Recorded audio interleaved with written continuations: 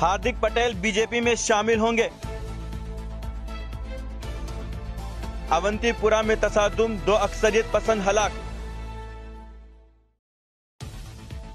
कोलगाम में अक्सरियत पसंदों के हमले में खातून टीचर हलाक।